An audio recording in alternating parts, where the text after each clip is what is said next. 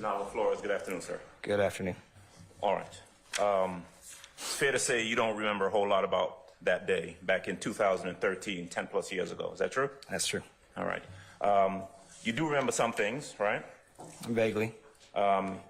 You do not know who the police officer or detective or investigator was that you spoke to. Is that right? No, I do not know. So when the prosecutor keeps asking about Detective Quinn, you don't know if it was Detective Quinn you spoke to or someone else, right? No, and never since then. I've been getting a lot of calls from different parties. Not exactly sure which side of the party it is. Okay.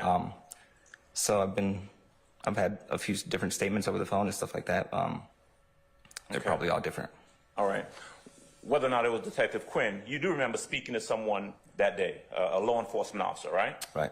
And fair to say, my words, but you lied through your teeth to the officer. Basically, at that point, I was saying anything I could to get myself out of the situation, and a lot of things were fabricated. But one thing that you do recall is that whoever the law enforcement officer, the detective on that day was that you spoke to, you gave him a statement, and then instead of keeping that statement, that law enforcement officer erased your statement that you gave initially, and then went ahead and recorded something else, right? That's what I was told, my understanding of it, yes. Okay. Now, chronologically, going from the beginning, you're dating Miss, at that time, her name was Cisnera. Yes. Maricela, right? You were dating her at that time, you borrowed her car on that day. Yes. At some point, got to make sure you speak up loud enough so the court Yes. reporter can hear you. Got you. At some point, you end up in the car with Brian Ransom. That's your friend. Right. His nickname is Skateboard, something like that, right? I don't know him by that, actually. Okay. Brian Ransom is his name. Right. Okay. You all end up together. You all are, I think you said you were headed towards the mall, right? Right. Ultimately, you all are going to go try and buy some weed or try and buy some drugs. True? At the very initial, it wasn't that case, but after we left the mall, yes. Okay. Brian knows where to go get some weed or to go get some drugs, right? Right. You were already high. Yes, I was pretty, at that point in my life, I wasn't doing very well. I was waking up faded, going to sleep faded. Okay. All right. Fair. And so you all end up in some part of Atlanta, you don't know where. Right. Okay. You all go to a gas station. True? True. You all meet up with someone at the gas station. I'm not exactly sure if we met up with anybody at the gas station after the mall. I think we just stayed there and stalled. Maybe my understanding was that we didn't know where we were going. Okay. Could have possibly been that we were going one place and he switched it up on me. Okay. At that point. It could have been a number of things of why we were there. I didn't ask questions. Like I said, I was sitting there nodding out on the car. Okay. Okay. Ready for him. Go from the gas station, you end up at a house, all right? Right. No one forced you to the house, right? No one came and kidnapped you from the gas station and said, hey, come on over to the house, right? No. Y'all end up at the house because y'all are there looking to buy some drugs. True? Right. True. Y'all get to the house. Y'all are there trying to get some drugs. At some point, I heard you say you're kind of faded. You're in and out of it. Right. The car leaves at some point, right? Right. You don't know what the circumstances were under the car leaving, right? Right. You were asked a lot of questions about the men getting in the car, the males getting in the car. You don't know who got in the car. I do not know who got in the car. I did not see that. Okay. So Brian is there too, Ransom, right? Right. Car goes at some point in your head, you're like, car ain't here, better go find a car. Right. I don't exactly know how long it was before the question of someone needed to borrow a car and it leaving. Okay. But I do remember it was a question, and maybe since it didn't leave right away, I didn't really think that it was going to be my car that they were taking. Okay. So once I noticed that it was leaving, I definitely asked Brian what was going on. He said everything was okay. Okay. At some point, you and Brian, I think, end up going down to the gas station, right?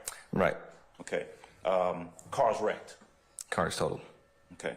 At some point after that, now obviously you're there and you're like, I got to tell Marcel. That's probably possibly my main worry at that point. Okay, because you got her car. Right. Her car's been wrecked. Right. You're on some part of town. You don't know where you're at. Right.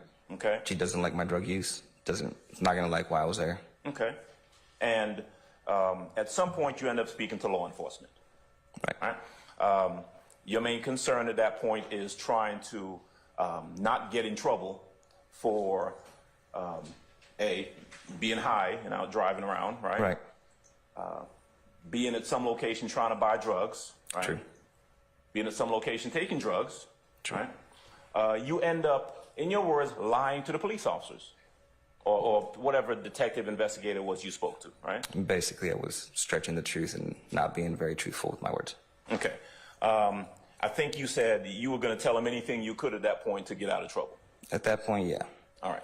So whether it was, someone took the car at the gas station, or someone stole the car from some location, or someone took the car from the house, whatever it was you needed to say, you were going to tell law enforcement at that point. True. And you did, all right? True. Okay. Now, at some point, did Maricela have to come and pick you up, or did you make it back up to where she was? No, I think I had called her and she came pick me up in her friend's car. Okay. I think her friend was with her. I want to ask you something about after you spoke to the law enforcement officers, right? By the time you get done talking to them, there's a couple things that you have done. True, you have been out buying drugs, right? Right. And you have given a false statement to the police that they appear to know is false, right? True. Okay. Were you... Objection, Your Honor. Basis. He said that they know What's it's the false. basis? What's the basis? Speculation, Your Honor. Overruled. At any point after, and this is September the 11th of 2013, at any point after that day or after that day, did anyone ever come back and charge you with either purchasing or attempting to purchase or purchasing drugs? No. Did anyone, any APD, detective, investigator, DA, anything, come back and charge you with giving a false statement to the police? No. Anyone ever charge you with any sort of RICO racketeering charge for Objection. any of that stuff? No. Basis. Relevance. Overruled.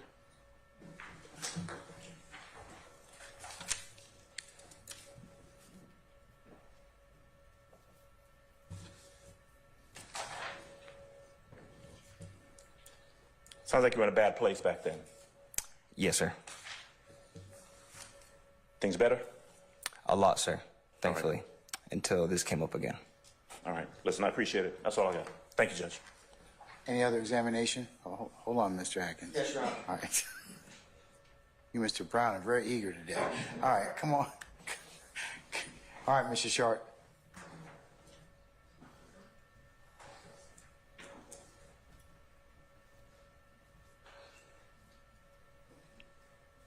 Good afternoon, sir. Good afternoon. Just a couple questions for you. My name's Max Schardt. To your recollection, when you arrived at the scene where the car was, did you observe any individuals lying on the ground? Did you see anyone who had been shot?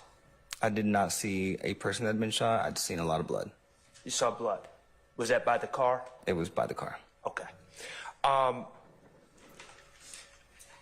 many, you said you spoke to law enforcement. Did you understand that person to be a detective or just a police officer? By the What way was your- they're dressed, without a badge, or maybe he had a badge, just not visible, with a suit like yours, I thought he was a detective. So this gentleman was in a suit, and it was a male? Yes. Okay, and you only spoke to one police officer I believe there was more than one. that you spoke to? I believe so. Okay.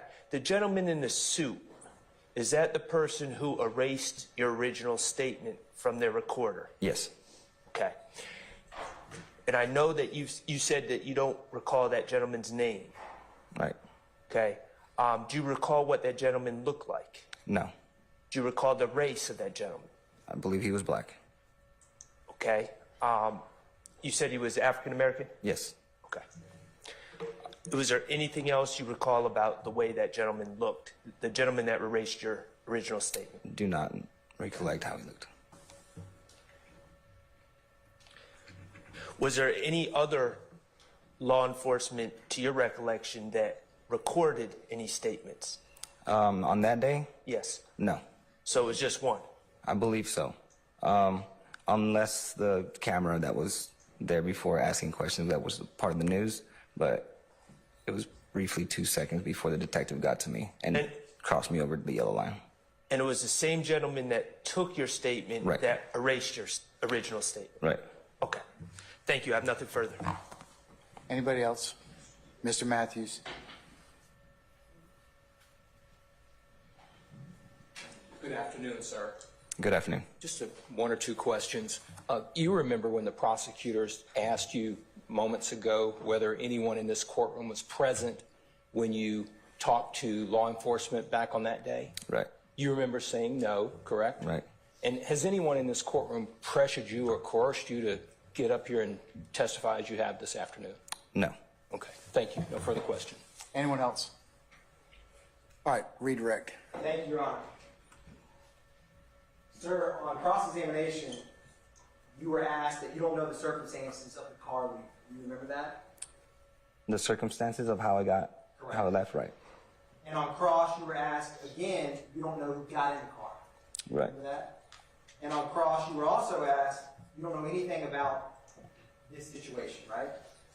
The situation, which situation? You were asked that. Objection, Your Honor. These are all asked and answered. I'm going to sustain the objection on other grounds, so it's all leading. So he's your witness on redirect. Yes, Your Honor. When you spoke with, what exact location were you at when you spoke with Detective Quinn? I was beside the car. Is that the intersection of Macon Drive and Cleveland, if you know? I do not know. Is your birthday February 10th, 1990? No. What's your birthday? February 2nd, 1990. Did you tell Detective Quinn your birthday was February 10th, 1990? Absolutely not. You didn't lie about your birthday? No, that I did not lie about. And when he started recording, on the recording, Detective Quinn told you he just walked up, right? No, I waved him down because he was walking around the car. There was a yellow tape all the way around it, maybe 30 feet away from it, 40 feet away from it. The whole parking lot of whatever establishment was there that it wrecked into had yellow tape all over it. I stood at the yellow tape, kind of yelled at him a couple of times. He turned around, didn't pay attention, yelled at him again. Said, "That's my car." He came up and asked me the questions. And what was the main reason that you walked up again? Because we were trying to leave the situation and possibly find my car. I was tired of being there, not getting any weed, and my girlfriend had to be picked up soon. So I was hoping that we could do something. Sometimes maybe get to the gas station and ask for a ride from someone just to get back home or something. And did you ever see a wrecker or a tow truck when you were talking to Detective Quinn? No, Did you ever hear the sound of a wrecker or a tow truck when you were talking to Detective Quinn? no. Of an actual tow truck? Something getting the wrecked Nissan up off the ground. No, it was still definitely up against the building.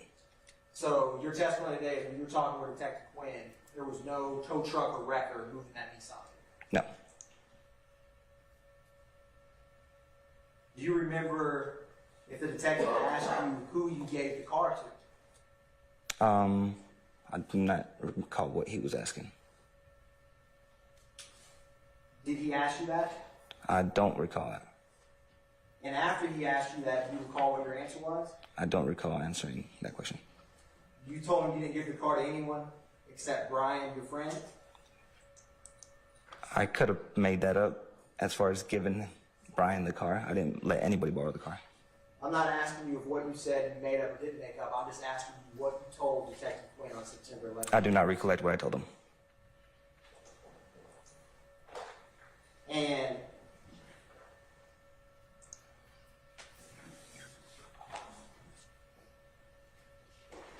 sir,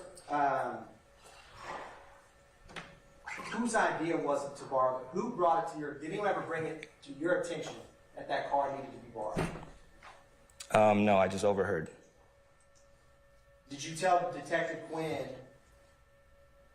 how you came to know that that car needed to be borrowed? I do not recall telling what I told the. You didn't tell Detective Quinn that Brian told us some guy told him to borrow the car? I do not recall that. No, that sounds a little fabricated. Did the officer you were speaking with ever tell you to cut to the chase? I don't believe so. I mean, he was being pretty blunt and pretty blunt with his words. He was being pretty cool. Wasn't really being too professional. Telling me that the first thing was bullshit, that we needed to get our story straight and get it right. So you're saying that the detective realized your initial statement of the car being stolen was, as you say, bullshit? speculation. I sustain the objection. Your testimony just now was that, in your impression, when the detective said, what you just told us a couple minutes ago was bullshit, what did you mean that to me when he told you that? Did you think he believed your first story? Speculation. Hold on. I sustain the form of the question. You can rephrase it. Sir, or when you speak with someone and they tell you that what you just told them was bullshit, how do you take that just as a person? as a person, if I'm lying, I understand that, and I take it as I'm taking bullshit. And if I'm not lying, I say that they're full of bullshit. And if someone tells you that, or if you tell someone that, does that mean that what they just told you you don't believe, or you do believe? Possibly that I don't believe them. Now, did you ever get lost when you and Brian arose to this house? I felt like I was lost the whole time. Did you know any of the street names? No. Did you let Brian Ransom borrow the car? No. Do you recall telling Detective Quinn you entrusted Brian with the car and you let him borrow the car? He never borrowed the car. He was never in the driver's seat of the car. I don't believe I handed him the keys at all.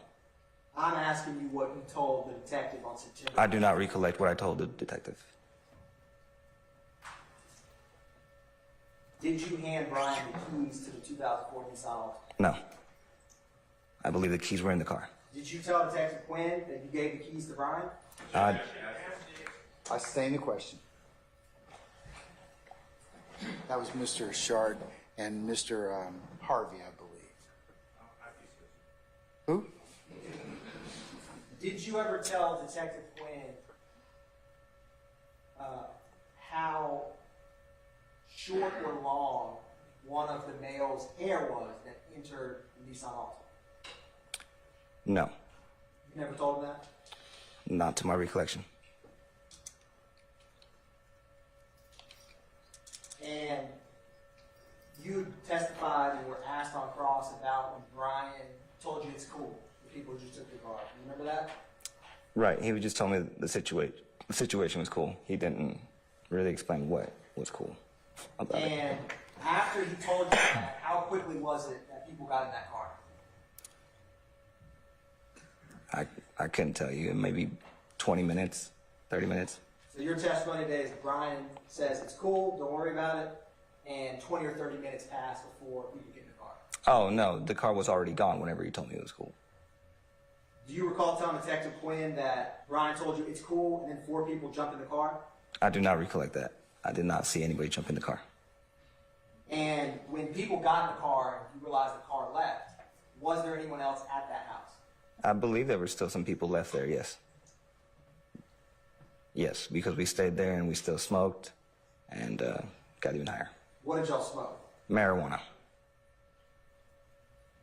And did you ever tell Detective Quinn if you felt like Brian knew the person who just left borrow the car? Excuse me, one more time? Did you ever tell Detective Quinn that you felt like Brian Ransom knew the people who borrowed your girlfriend's car? The whole time I believed that Brian knew them, yes. And specifically the people who got in the car? I believed he knew everybody. So, not specifically, but I felt like everybody, he knew them. So obviously, yes, I believe that. And was your car being used, was it being used as a favor? I don't know if he actually was doing that favor for them or what. Didn't you tell Detective Quinn, obviously this dude knows this cat, do him a favor? Well, that's what I would assume, yes. So that's what you told Detective Quinn? I don't know if that's what I told Detective Quinn. Had you ever been around the guy that you lent the car to? No. And was the gas station that you first went to, was it nearby or far away from the house? Pretty far away, I believe. I think it was 10, 15 minutes. You didn't tell Detective Quinn that the gas station was somewhere near? Near enough to walk to it. So was it far away or near? Depends what you consider far on walking. Maybe like 20 minutes. And did you ever tell Detective Quinn that you never even went to a gas station? No, You never told Detective Quinn that? not to my recollection. Like I said, at that point, I was telling him a lot of lies. And when you first walked in the house, was Brian talking to anyone? I believe he was the only one talking. Did you see any guns in the house? No, Did you see any guns on anyone? no.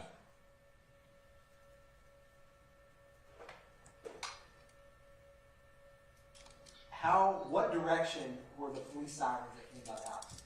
What direction? Yeah, where were they going? It sounded like they were going away from the house. And was it multiple cop cars or just a couple who went by the house? It was a few of them with their sirens on. Did your stomach drop when you heard police sirens? Not really. Did you have any thought that it was related to your car that you slept? Not at that point, no. Did anyone at the house, when you saw the police sirens going by, did you ever tell Detective Quinn about any of their reactions to that? No, like I said, we were getting ready to walk off, and that's whenever I heard it. I don't think I made a big deal about it. In my head, I kind of suspected maybe that something wasn't right, but everyone else just kept on their cool, just like the whole time. And I just felt like the only outcast thinking too much. You didn't tell Detective Quinn that the guys who were there did not say nothing, they just had this look in their eyes? No, You never told Detective Quinn that? I don't recall telling him that, and if I did, that's not really true. I don't Did remember. anybody roll by that wasn't a cop, honk their horn, or do anything like that when you were at the house? No, You didn't tell Detective Quinn that guys rolled by, said, "What the fuck happened?" and started honking? I don't believe so. Did anyone at the house start making any phone calls after these police sirens started swarming by the house? No, You didn't tell Detective Quinn that the guys in the house started calling? I don't believe I remember anybody at the house at that point doing any kind of calling to anybody. Did anybody at the house speak with you, or did anybody at the house after the police sirens were rolling by make any reference to the people who just left it? Objection, hearsay. I'll sustain the objection. Without saying what they said, did you ever tell Detective Quinn that anyone in that house said anything within earshot of you in relation to the 4 people who just got into your car and took off? I don't remember. No. How did you get to the car? Walking. How did you know where to go? I believe at this time I'm still following Brian. He's the one with the GPS, and I'm just floating around. After your car was borrowed, how did you know to go find the 2004? I was tired of waiting. How did you know where to find it? It was just the nearest gas station, and we didn't know where to find it. We just wanted to get to a gas station so we can call someone to pick us up or something. We ended up at the gas station where there was yellow tape. When you talked to Detective Quinn within a couple hours after this, you didn't tell him the only way they went to the gas station? Facts and evidence. Your Honor, if I Not can. in evidence. Hold on. Facts, not evidence? Yes, sir. I'll sustain the question as to form. You can go ahead and rephrase. Yes, Your Honor. Did you talk to Detective Quinn the same day that your car was borrowed? I talked to a detective, yes. And was that days or hours later from when the car first left the house? I mean, how long was it? It was hours. It was a couple hours? I believe it was a couple hours. So it wasn't all that long? No, but my recollection of time is pretty phased out. So is it fair to say that you talked to Detective Quinn with what you just testified to a couple hours after the car was taken? Is that fair? Yes, I could be wrong. It could have been 4 or 5 hours. In general, a couple hours is fair to characterize? A few hours, yes. Okay. So a few hours after your car was taken and borrowed, do you recall telling Detective Quinn that you were walking, the only way you could find it was to follow the cop lights? Did you tell Detective Quinn that? No, that was just, I don't recollect telling him that, no.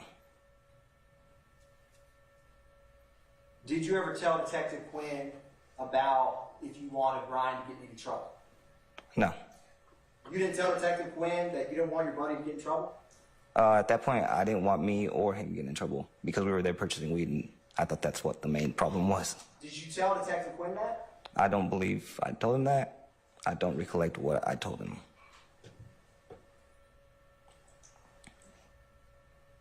At the very end, when you were speaking with the detective, do you recall what you told him? No, I think at this point I had told 3 different stories. Did you tell Detective Quinn that this interview is the absolute truth? Don't exactly remember that being said.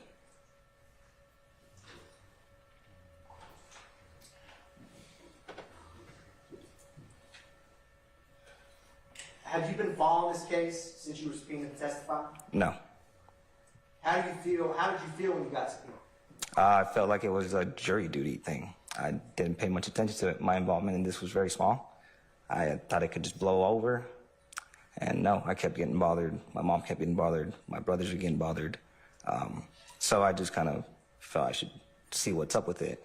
And now I know the grand scheme of it, I feel like, or at least how more complicated it is than what I thought. So. That's fair. Has this case caused any trouble in your house? Yes. Why? This is something I wanted to put behind me. This is something I didn't want to ever really, I didn't think it was going to be like that. I've worked so hard to get myself straight. I'm a recovering heroin addict. I've been through a lot, and I feel like this was way in the past, and didn't really feel like bringing up this story to any one of my family members. Ever since they have found out that I am the one with the RICO charge. So it is very, it's sad, to say the least. Were you ever offered to have anyone from DA's office come meet with you and talk about that day? I don't exactly know who has been calling and wanting to meet, but there's been very many people, I believe, calling to want to meet for testimonies. Why did you not let them come meet you and talk about it? Because I thought my part in this was very irrelevant. Did they ever ask you if they could meet on Zoom? Don't recall that. Did they ever ask you if they could meet on Microsoft Teams? Don't remember that. I don't even know what those are. Did they ever ask you to speak over the phone? I have spoken over the phone. Did they ever ask you to talk about what you remember from that day over the phone? Several times. Did you only want to speak on the day of your testimony? I felt like it wasn't necessary. I didn't, honestly, till this day, didn't think I needed to speak ever. Did you ever say if you got an email, did you have to read it? I don't read emails. That's just. Did you ever get the marijuana that you went to that house to buy? No.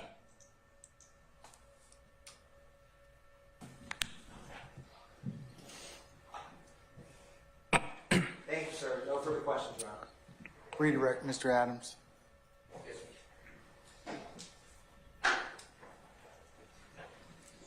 Or recross, I should say. I apologize. Sir, let me ask you just a couple questions.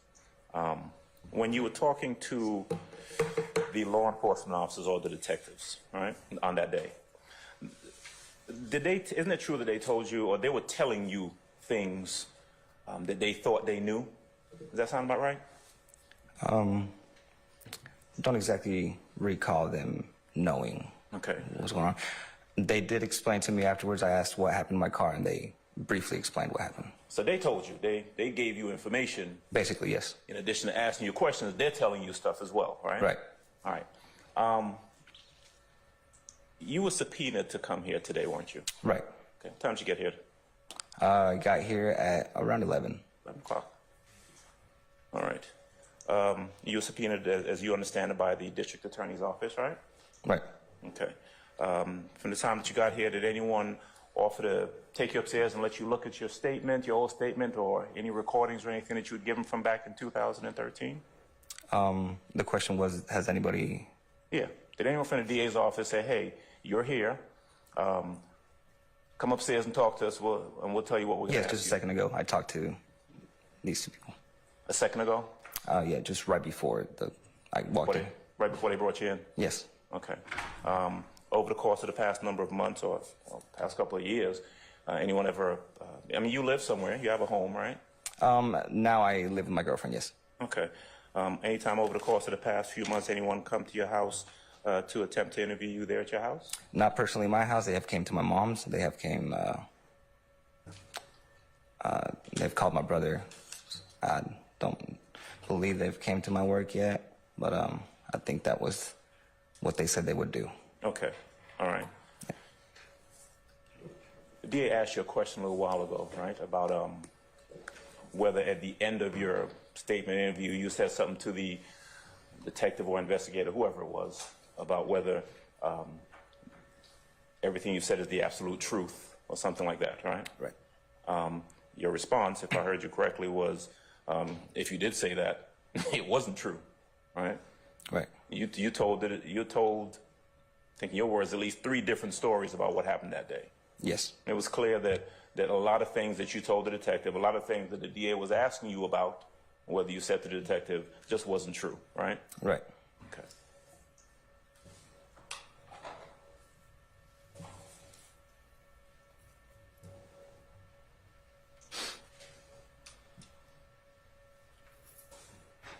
You don't have any idea what happened with the car once it left your presence until you saw it again. You don't know what happened, right? I have no idea. You're not able to tell this jury from any personal knowledge that, hey, this person got in the car or that person got in the car or the car went here or what happened. You don't know anything about that? No, it was just all what I was being told.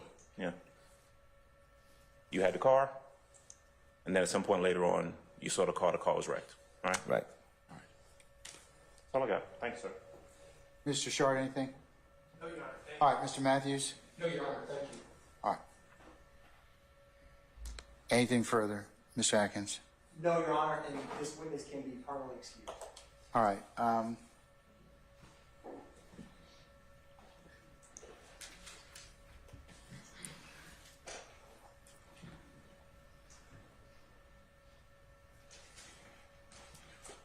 Okay, Mr. Nava Flores, we're going to permanently excuse you as a witness. You're free to go about your usual duties and avocation. Just don't discuss your testimony to anybody except the attorneys in this case, okay? Got it. Thank you, Your Honor. Thank you for your patience with us. All right.